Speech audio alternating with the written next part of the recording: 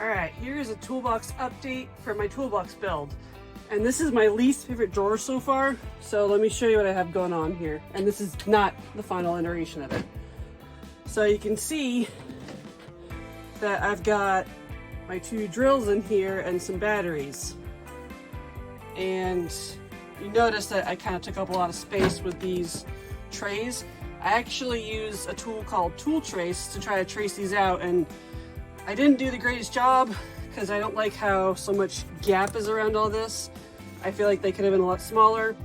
So for future, I'm gonna probably redo this drawer because I'm gonna have more tools I want to put in here eventually. But this is, I guess, iteration 1 of the drawer. So I made 2 little battery trays. These seem to work decent, but again, thickness is kind of annoying. And then when I did these, I actually had put the bit holders on the wrong side.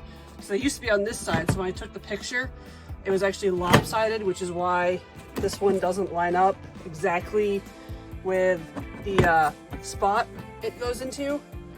And same with this one, I had the bit on the wrong side as well. I'll do an update on it eventually, but this is at least iteration 1 of this drawer.